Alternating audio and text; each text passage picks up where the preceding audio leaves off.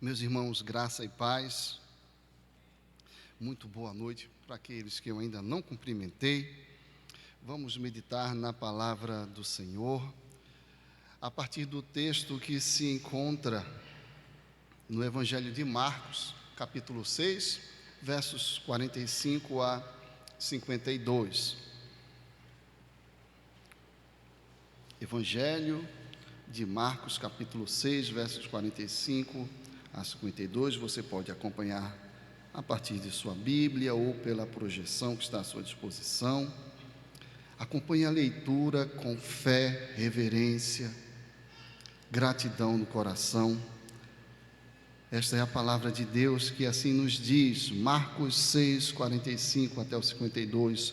Logo a seguir, compeliu Jesus os seus discípulos a embarcar e passar adiante para o outro lado, a Betsaida, enquanto ele despedia a multidão.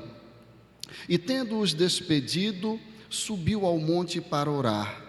Ao cair da tarde, estava o barco no meio do mar, e ele sozinho em terra.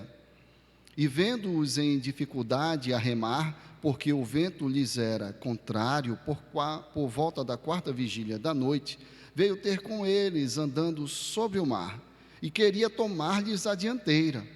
Eles, porém, vendo andar sobre o mar, pensaram tratar-se de um fantasma e gritaram, pois todos ficaram aterrados à vista dele.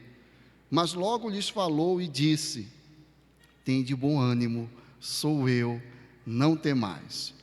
E subiu para o barco para estar com eles, e o vento cessou.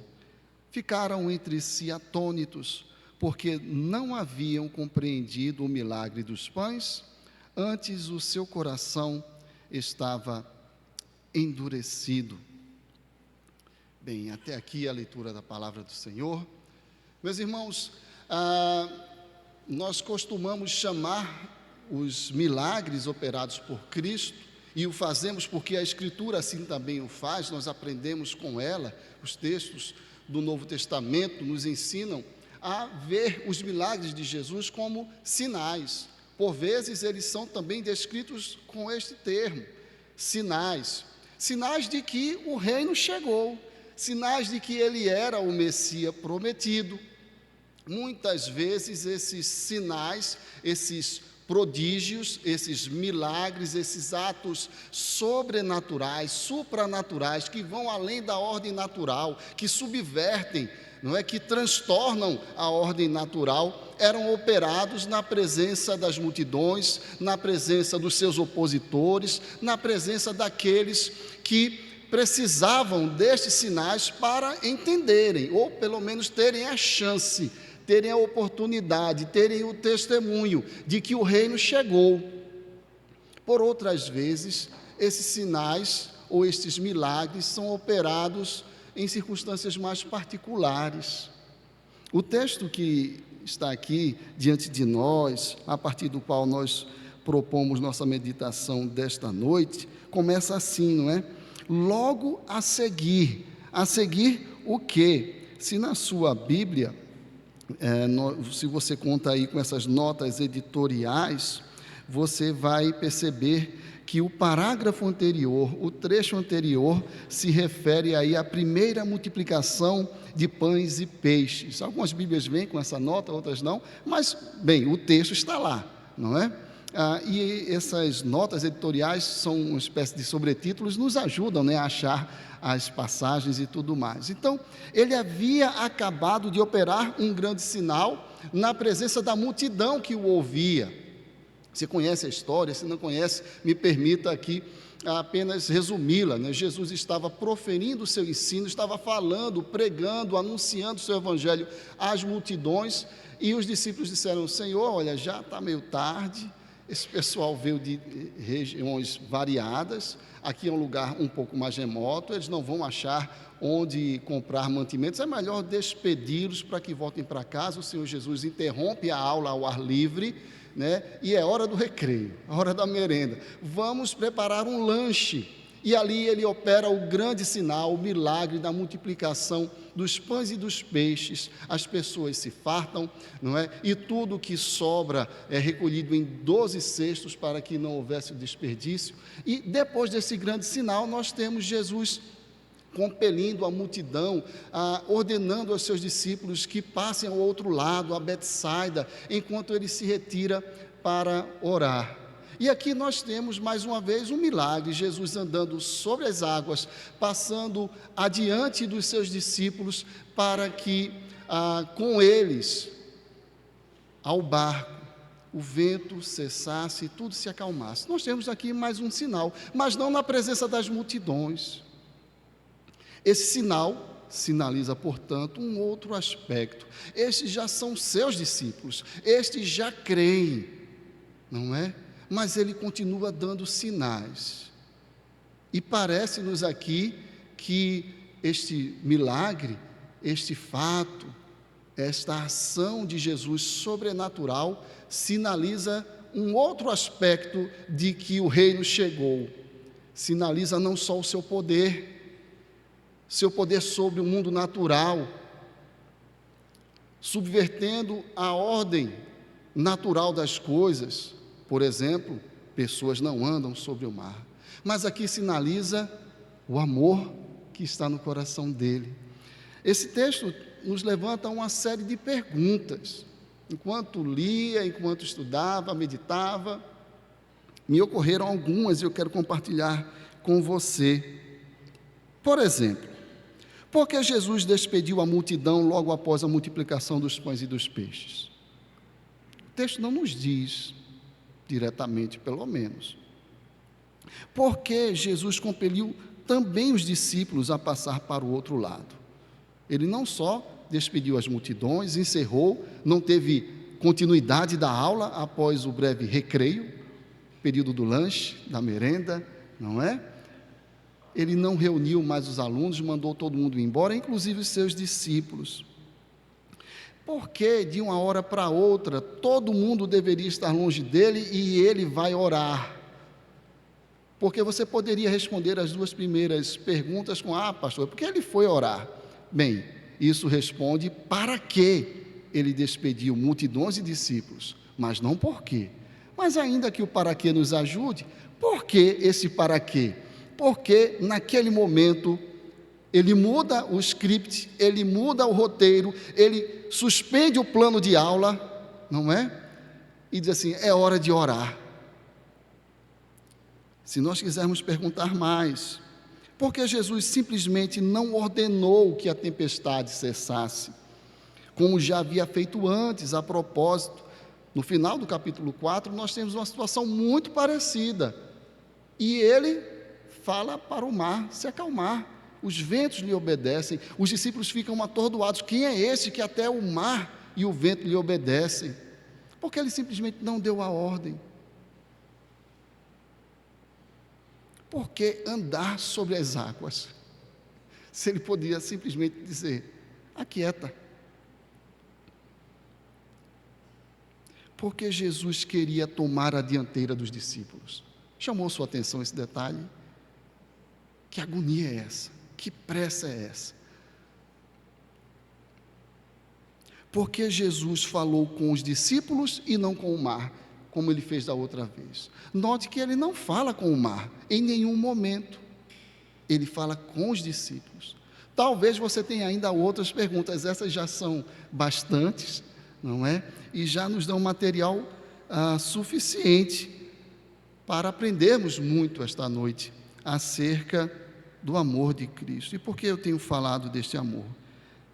É porque à medida em que nós prosseguirmos nessa meditação, eu espero que você comigo se convença de que a resposta que unifica todas as tentativas de respostas para cada uma dessas perguntas é: porque Ele nos ama. Por causa do amor que movia o seu coração.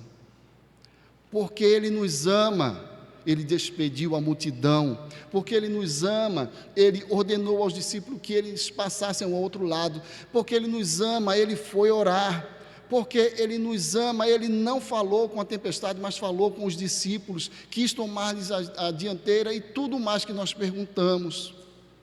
Hoje pela manhã nós fomos muito abençoados pela mensagem que ouvimos a partir da instrumentalidade do reverendo Wilson, nos falando do amor que devemos nutrir, o amor do qual nós somos devedores uns aos outros, a exortação, a advertência, a ordem do escritor aos Hebreus, para que nutramos esse amor.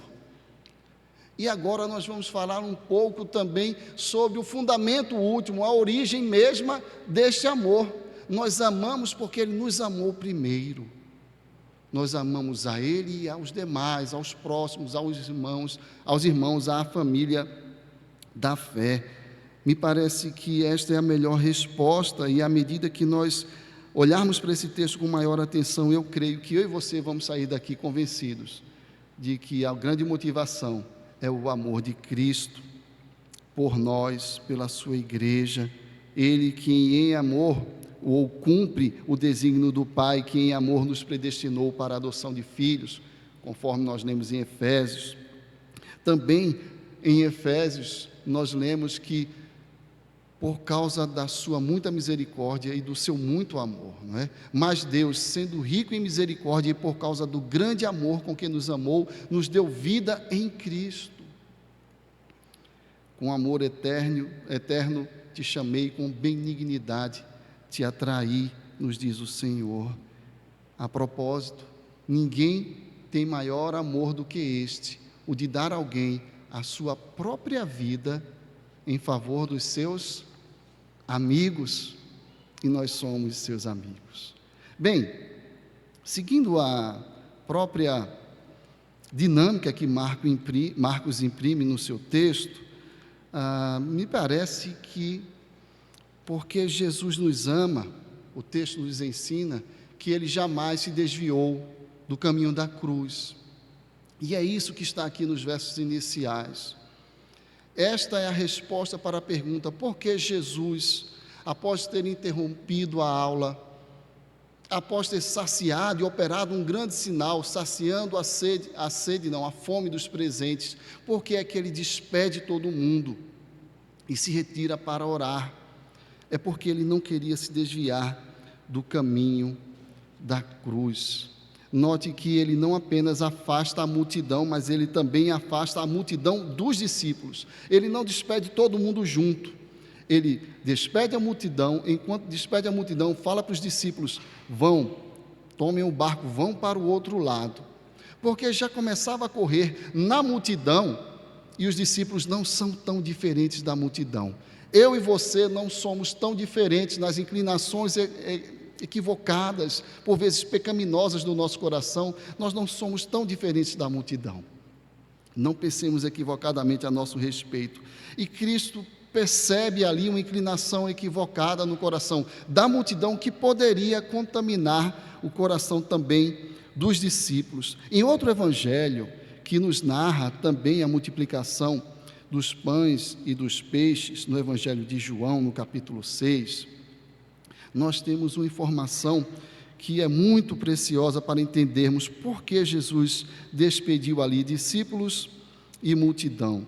Evangelho de João, capítulo 6, verso 15, eu vou ler um pouquinho antes, para nos dar o contexto. Eu vou ler do verso 11 até o verso 15. Então Jesus, Evangelho de João, capítulo 6, do 11 ao 15. Então Jesus tomou os pães e, tendo dado graças, distribuiu-os entre eles, e também igualmente os peixes, quanto queriam. E quando já estavam fartos, disse Jesus aos seus discípulos: recolhei os pedaços que sobraram, para que nada se perca. Assim, pois, o fizeram, e encheram 12 cestos de pedaços dos 5 pães de cevada que sobraram aos que haviam comido. Vendo, pois, os homens, a multidão, os alunos que estavam com fome, vendo, pois, os homens o sinal que Jesus fizera, disseram: este é verdadeiramente o profeta que devia vir ao mundo. O sinal convenceu, mas a percepção estava um pouco equivocada. Verso 15: sabendo, pois, Jesus que estavam para vir com o intuito de arrebatá-lo, para o proclamarem rei, retirou-se novamente sozinho para o monte. Aí está o motivo. Essa percepção equivocada do grande líder político, do grande rei que restauraria Israel à glória, que os retiraria debaixo do jugo romano, dos gentios opressores. Ele não veio para isto. Ele não veio para ser proclamado rei em Israel. Ele veio para servir e dar a sua vida em resgate de muitos. Ele veio para o Calvário. Ele veio para a cruz, não para o trono. Mas como nos lembra o escritor aos Hebreus, ele não fez caso da ignomínia, considerando o trono no qual hoje ele está assentado, o trono no qual, ou a partir do qual ele reina no meu e no seu coração, suportou a cruz, não fazendo caso da vergonha. Ele não tomou atalhos, ele não evitou a cruz em troca do trono temporal, mas, considerando o trono eterno, ele foi à cruz e não se desviou do caminho de amor, ele não se desviou do ato culminante do seu amor, ele não se desviou da consequência última do seu amor, a própria morte. Então, sim, porque é que Jesus compeliu os discípulos ao outro lado, despediu as multidões e se retirou para orar? Porque ele nos ama, por amor. Porque o trono que ele almejou e conquistou é o trono que está no nosso coração, é o trono a partir do qual ele governa o universo, mas especialmente é o trono a partir do qual ele reina na sua e na minha vida. É o trono a partir do qual nós dizemos: ele é o Rei dos Reis. Porque ele reina onde nenhum rei jamais reinará. Ele reina em corações rendidos e tomados por sua graça. Logo a seguir, compeliu Jesus os seus discípulos a embarcar e passar adiante para o outro lado, a Betsaida, enquanto ele despedia a multidão. Discípulos de um lado, multidão do outro, e o mestre orando. Ele não queria ser influenciado, ele não queria sair da rota, e nem que os seus discípulos fôssemos também influenciados por um outro Cristo que não é ele, por um outro rei que ele nunca quis ser. Ele não veio para esse reinado, o reinado dele é no nosso coração. E o texto nos diz que ele se retirou ali então para orar. O texto nos informa que era já a 4ª vigília da noite, e que o ocorrido se inicia no cair da tardinha ali, final do dia. A 4ª vigília fica entre as 3 da madrugada e 6 da manhã. Se ele começou a orar por volta ali, digamos, das 6 horas da tarde, e foi interrompido ali pela percepção de que os seus discípulos estavam em dificuldade no mar, por volta, sei lá, das 5 horas, não sei, dá uma média aí de pelo menos 10 horas, orando, para não ser afastado do seu propósito, orando porque nos ama, orando porque não queria se desviar 1 milímetro do propósito do seu amor, orando por nós, orando pela obra que o Pai lhe deu a cumprir. Você sempre vai ver Jesus orando, especialmente nos momentos mais críticos. E por que esse foi um momento crítico? Porque se ele ouve aquela sugestão, se ele se deixa tomar pela empolgação do momento, aquela poderia ser uma decisão que impediria essa reunião aqui esta noite, que impediria esvaziaria o motivo de qualquer culto que pudéssemos pensar em prestar ao Senhor. Ele te ama, Ele nos ama, e por isso se retirou para orar por mim e por você, pelos seus discípulos e pela obra que Ele tinha a realizar. C.S. Lewis, pelo menos, atribui-se muito a ele esta observação. Disse certa vez: orar por alguém é dizer eu te amo escondido, é amor sem ser visto, sem plateias ou aplausos, sozinho. Orar é fortalecer o outro, abraçá-lo invisivelmente.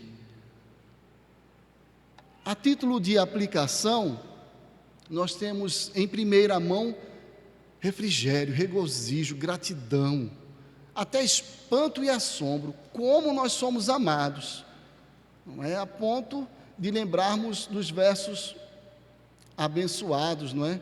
Meu Deus, que amor, meu Deus, que eterno amor, não é? Por outro lado também, Jesus é o nosso arquétipo, o modelo de vida. Ele não é só isso, mas é isto também. De modo que eu penso que nós devemos seguir esse exemplo, não é? Não negligenciar o verdadeiro evangelho da cruz. Qualquer outra coisa parecida, mas distinta, não conduz à salvação, não se encaixa no plano de salvação de Deus para nós e não nos abençoa genuinamente. Qualquer evangelho que esteja 1 milímetro desviado da essência do plano de salvação, qualquer evangelho que não proclame o Deus Criador excelso, santíssimo, ultrajado pelo meu e seu pecado, que em amor e por sua muita misericórdia nos salva, nos redime, nos restaura, nos dá vida em Cristo Jesus, pela graça somos salvos. Qualquer evangelho que se distancie disto deve ser evitado por nós também, porque ele evitou de viver e de cumprir um evangelho diferente. Nós devemos evitar de seguir e ter para nós um evangelho diferente. Por isso ele orou, atravessando as vigílias todas da noite.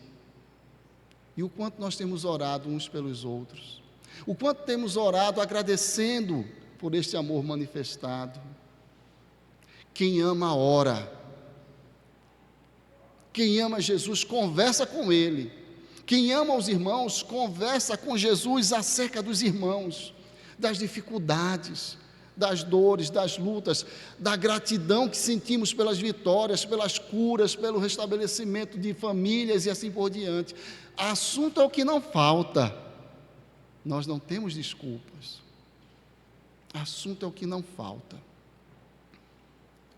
Bem, o texto é rico em detalhes, o nosso tempo é pouco e a empolgação é grande. Porque Ele nos ama, Ele não se desviou da cruz. Mas também o texto prossegue e nos oferece outras informações, e nós podemos condensá-las também no segundo ensino, ou num segundo argumento do que nós estamos propondo aqui. É que, se em primeiro lugar, porque Jesus nos ama, Ele não se desviou da cruz, o evangelho genuíno se cumpriu, mas também porque Ele nos ama, Ele vem ao nosso encontro nas dificuldades. E é o que nós vemos na dinâmica do texto, de forma muito clara. Ele viu os seus amigos, os seus discípulos, aqueles por quem Ele daria a própria vida em dificuldade, e veio ao encontro deles. Verso 48. Vendo-os em dificuldade a remar, porque o vento lhes era contrário, por volta da 4ª vigília da noite, veio ter com eles, andando por sobre o mar. Vendo-os, veio. Ele viu e foi. É interessante nós atentarmos para o fato de que os olhos do Senhor estão sobre nós. Ele está nos vendo. Isso não diz apenas respeito. Lembram, né? Esse texto parece enfatizar um sinal muito específico e abençoador acerca de Cristo. Não só o sinal de que Ele era quem dizia ser, o Verbo encarnado, a segunda pessoa da Trindade, o Eterno com o Pai, mas que também Ele nos ama. E aqui vendo-os em dificuldade, atentando, observando, dando atenção a eles, preocupado ou ocupado com eles, percebendo-os, notando-os. Deus está te vendo. Isso não quer dizer apenas que Ele é onisciente, sabe de todas as coisas, sabe o que você faz. Lembra da musiquinha do departamento infantil, né? Cuidado, olhinho onde olha, cuidado. Não é somente isso, mas sobretudo, Ele se apercebe de você. O excelso, o grandioso, o eterno, o infinito em nobreza, em dignidade, se apercebe de mim, de você. Você tem noção do quanto isso é surpreendente e inimaginável, impensável? E em algumas observações mais criteriosas, o quanto isso poderia soar até ultrajante e abominável, porque Ele é excelso, santíssimo, e o que é que nós somos? Ai de mim, nós lemos. Lábios impuros, coração impuro. E Ele se digna a olhar para mim e para você. Não tema, ó vermezinho de Jacó, diz o grande.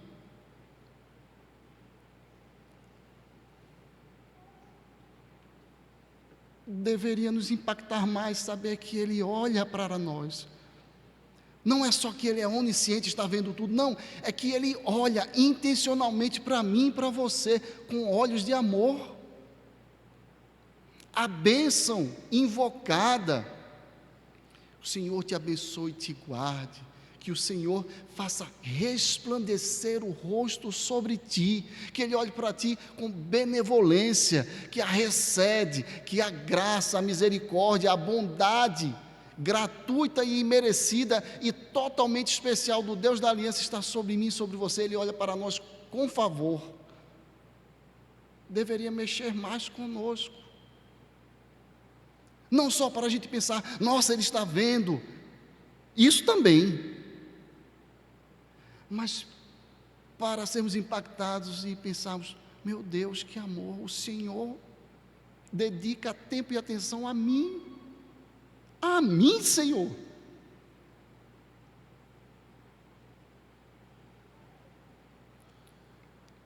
Eu queria ser mais breve, mas eu me lembrei de um caso. Eu já contei ele mais de uma vez. Aí, aqueles que já ouviram vão ficar com raiva, aqueles que não ouviram vão agradecer. Eu imagino, porque é edificante, né? Uma vez eu estava vivendo uma luta, dessas leves e momentâneas tribulações. Leve e momentânea a ponto de eu não lembrar mais o que era. Mas eu estava angustiado, não é? E naquele período mais inicial da fé, à época eu era estudante na UFPE, Universidade Federal de Pernambuco, e me parece que foi no período que eu tinha que escrever a minha dissertação de mestrado, e a angústia tinha a ver com isso, mas especificamente eu não lembro o que era. Então eu resolvi, hoje eu não vou estudar, hoje eu não vou fazer nada, não estou produzindo, hoje eu vou orar. Estava bem espiritual assim. E fui orar e decidi, eu vou ao campus, porque lá tinha um laguinho, um lugar assim sossegado, afastado, que era muito bom para meditar, ler a palavra, orar, ter um tempo a sós com o Senhor. Eu vou ao campus. Eu morava em Olinda, e o campus, a Universidade Federal de Pernambuco, fica em Recife, mas já perto de outro município, né? E demandava uma distância boa. À época, morava com meus pais, e a situação financeira não era das melhores, então eu pegava 3 conduções, um ônibus, um trem e outro ônibus para chegar lá. Senão vou aproveitar o caminho para evangelizar. Então, chegou um rapaz do meu lado, no primeiro ônibus, eu entreguei para ele um folheto, ele, a paz do Senhor, meu irmão. Eu disse, opa, que bênção, né? assembleano, né? Pentecostal e tudo mais, vai vir alguma coisa daí. E aí comecei a conversar com ele, ele começou a falar dos problemas dele. E eu disse, rapaz, é a hora para falar dos meus, né? E o cara estava passando por uma luta muito maior do que a minha. E eu, tá bom, senhor, eu estou entendendo, mas eu também estou preocupado com a minha questão. E eu fiquei pensando, esse pessoal mais pentecostal, né? Ele vai trazer uma palavra assim mais, né? Sei lá, de repente, à época, né? Fiquei pensando, vai que ele revela alguma coisa especial. Tá bom. Ele começou a revelar as dificuldades da vida dele, né? Resultado, para encurtar a história, né? Nós fomos juntos até próximo ao campus. E ele me falou das dificuldades, né? E naquele dia, era o dia que entrava um tiquinho que eu recebia de uma bolsa. E aí, fui lá, fiz o saque e abençoei o irmão. Porque faltava gás, faltava tudo na casa dele. E eu pensei, na hora assim que eu estiver abençoando, talvez ele me diga alguma coisa, né? Aí ele, vai nessa tua força, varão, meu Deus te abençoe, com a raiva, né? Tá bom, e fui orar, né? Vamos ser mais espirituais. Fui orar no laguinho, orei, chorei, enjoei e voltei, chateado com Deus, né? Chateado, não tinha acontecido nada me ocorreu, né? Eu só me lembrava de Davi, né? Busquei o Senhor, né? E ao meu coração me ocorre, buscai a minha presença, pelo menos alguma coisa assim, nada, né? Eu estava voltando contrariado, chateado, e no ônibus eu olhei assim para o lado e vi um adesivo que me chamou a atenção por algum motivo, no para-brisa de um carro, né? No vidro lateral, e o que estava escrito ali é o que nós lemos no Salmo 33, verso 18, eu queria que você lesse comigo, Salmo 33,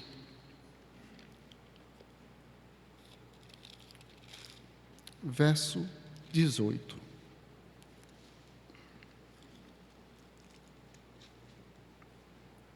Vamos ler juntos, bem forte. Eis que os olhos do Senhor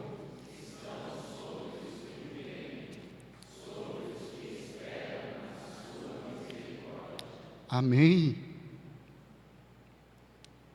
Ele está vendo a sua luta, suas angústias, e muitas vezes isso é o que basta. Pense num refrigério, e você sabe, né? Eu sou frouxo para chorar.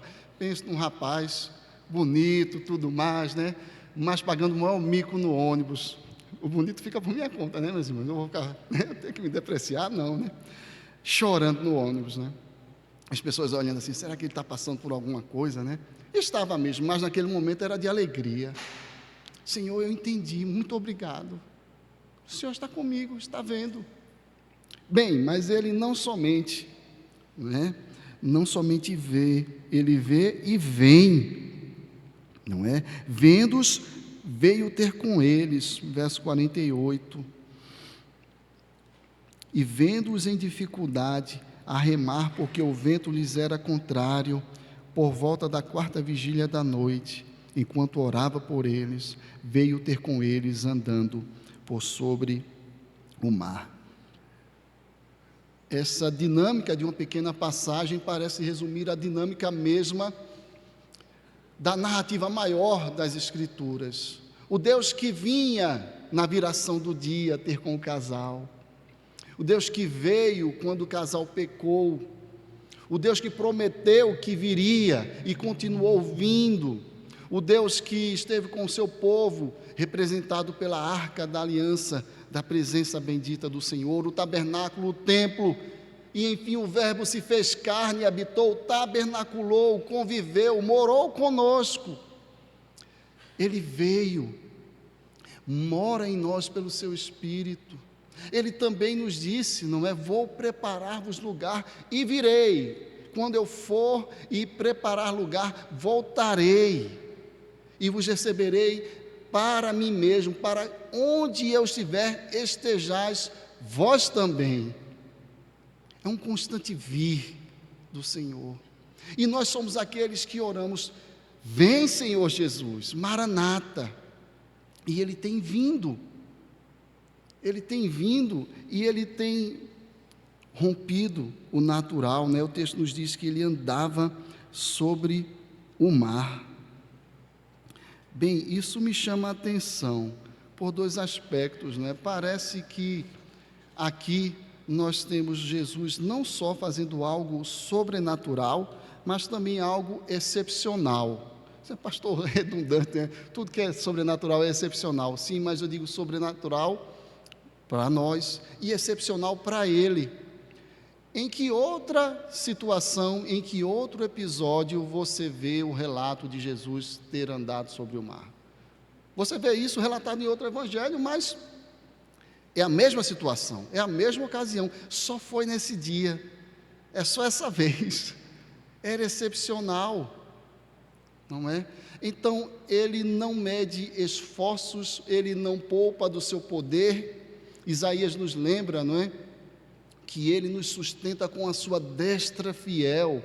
A expressão destra, né, dessa fidelidade, resume a ideia de que ele empenha o melhor de si, como se em Deus pudesse haver melhor ou pior, né? Mas não há acomodação para que nós entendamos, ele está empenhando o melhor de si de forma fidelíssima, não é? A destra passa a ideia daquela mão mais justa, mais forte, mais acertada. Deus é todo perfeito, Cristo é todo perfeito, mas o que isso quer comunicar é que o melhor dele, e ele é todo melhor, está empenhado, não é? E aí ele vem de forma sobrenatural e excepcional, e é interessante que Marcos, você sabe, é evangelista, mas não era um dos discípulos imediatos, né? Não estava ali entre os 12, e ele não diz assim, foi ter com eles, porque ele não estava lá, né? Mas ele fala como se ele estivesse, né? Veio ter com eles.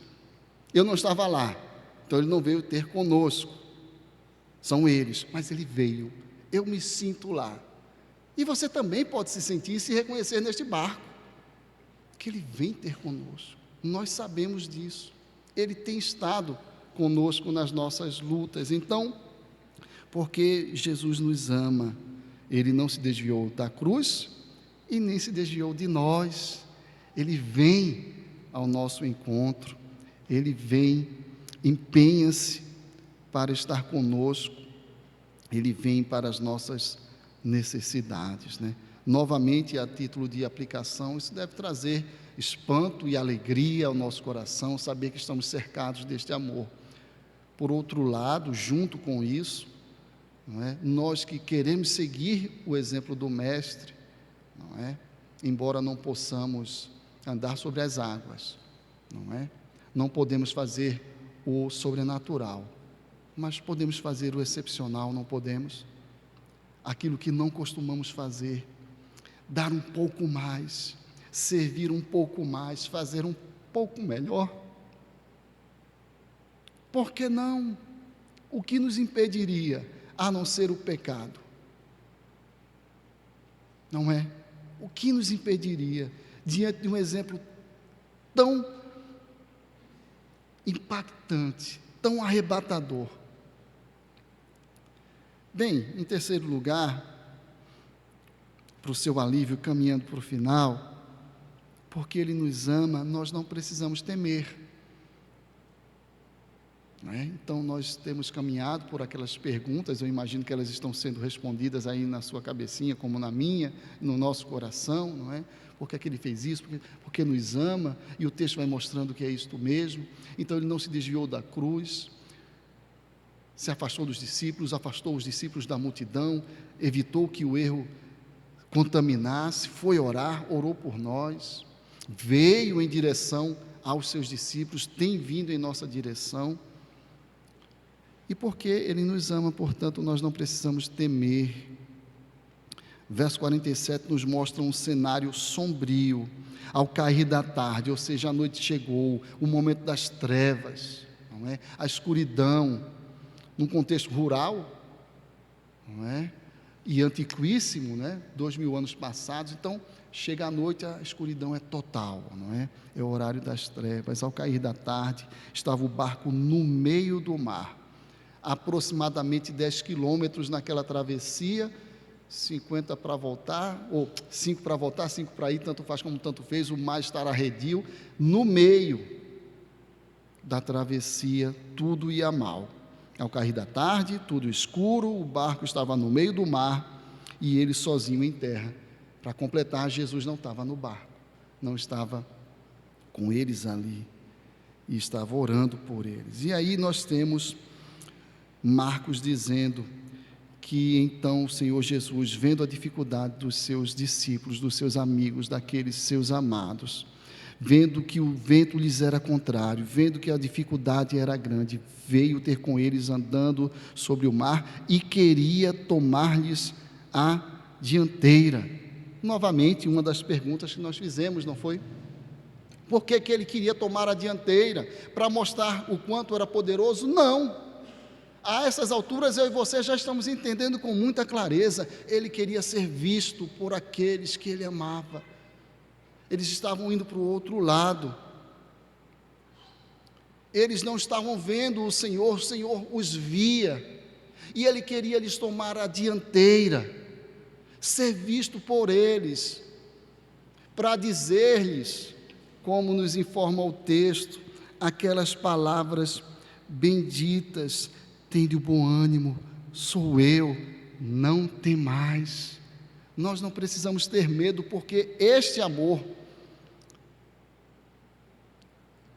indescritível em palavras está sobre nós, não é? Por que tomar a dianteira? Para que o vissem e tivessem esperança. A reação dos discípulos,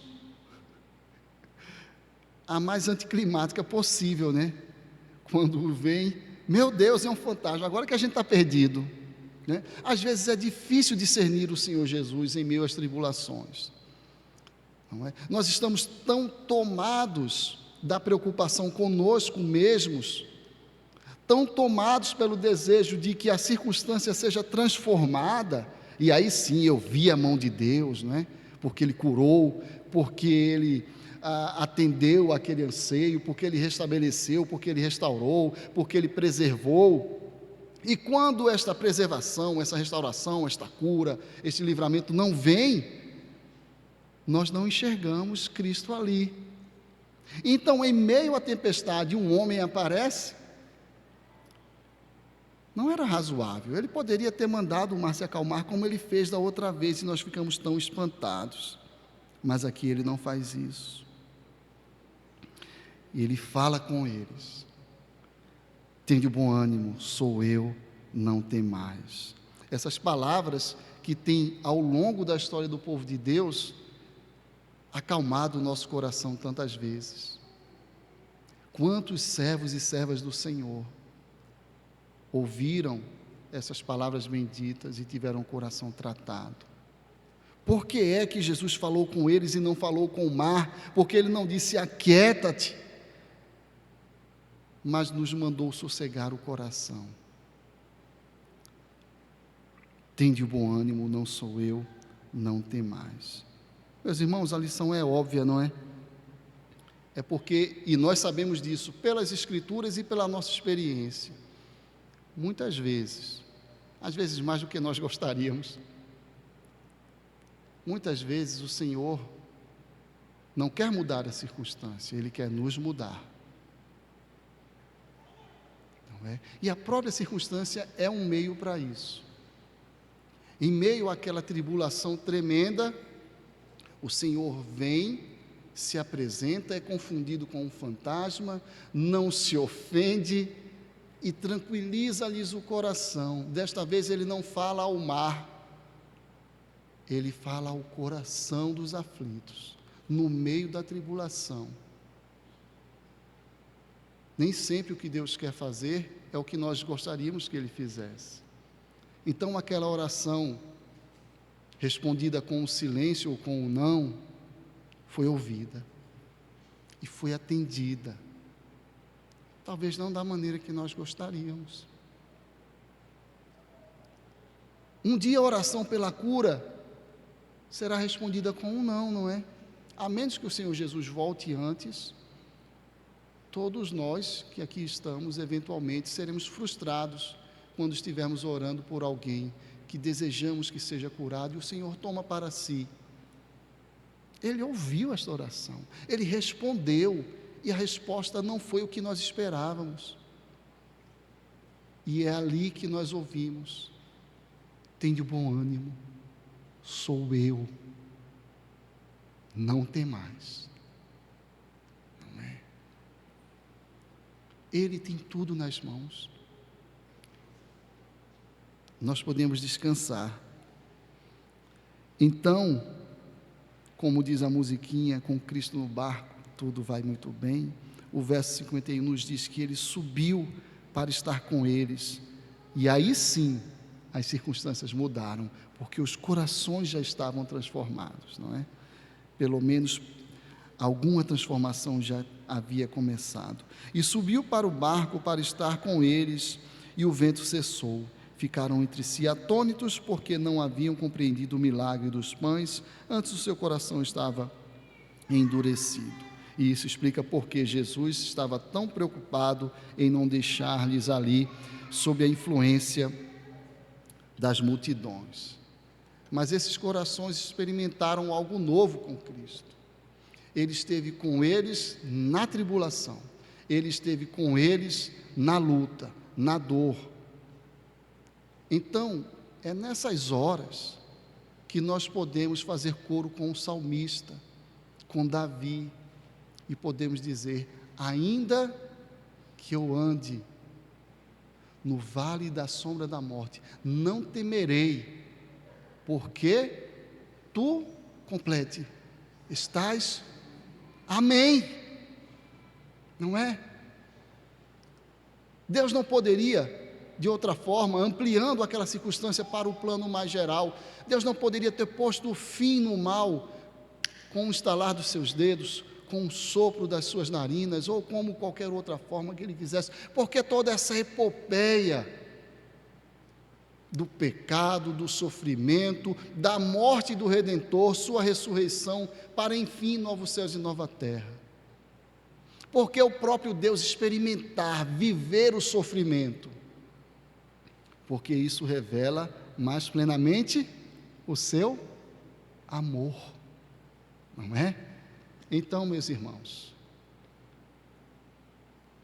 janeiro está acabando, fevereiro está aí, esta semana começam, para muitos de nós, né, novas iniciativas, novos desafios, e eu quero te dizer e compartilhar com você a melhor coisa que eu poderia dizer para você esta noite: Jesus te ama. E a dimensão desta frase nos leva a lembrar: Ele me ama e não recusou a cruz, Ele me ama e se ocupou comigo, Ele me ama e me vê e vem ao meu encontro, Ele me ama e eu não preciso mais temer. Você é um abençoado, você é uma abençoada. Vamos cantar então uma declaração de que essa é a melhor vida que há. Não existe nada melhor do que ser amigo do homem, do Altíssimo, do Eterno, ser amigo de Deus. Ao som dos instrumentos, nós vamos nos colocar de pé e cantar essa verdade bendita. Somos amigos de Jesus.